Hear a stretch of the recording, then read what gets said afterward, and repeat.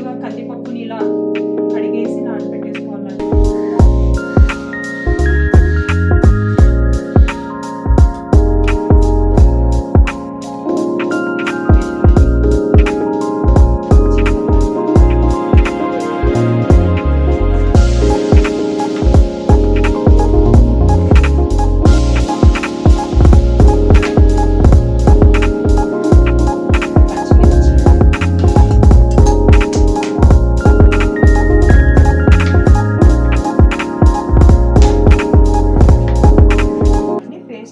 పప్పు బాగా ఇదిగా అయిపోతుంది.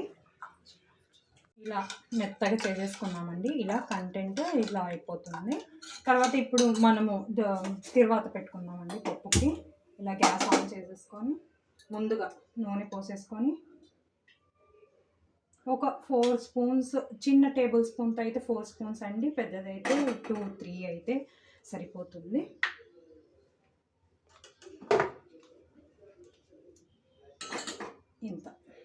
ఇంత వస్తుందండి తర్వాత కావాల్సింది.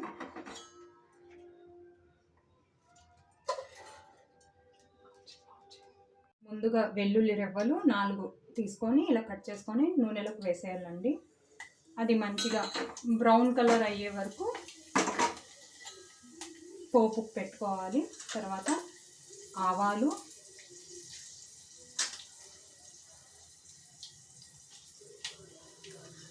కొన్ని చిటికెడు శనగపప్పు,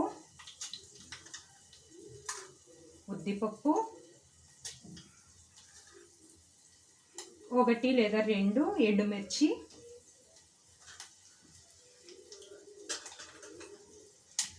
లైట్గా జీలకర్ర వేసేసి మనం పోపు పెట్టుకోవాలండి.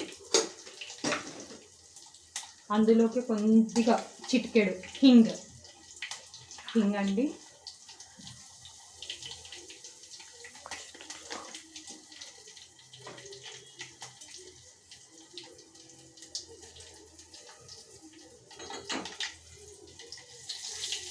చూడండి అన్నీ బాగా ఫ్రై అయిపోయాయి. లాస్ట్గా స్టవ్ ఆఫ్ చేసుకొని కరివేపాకు వేసేసుకొని అందులోకి ఈ పప్పు మొత్తం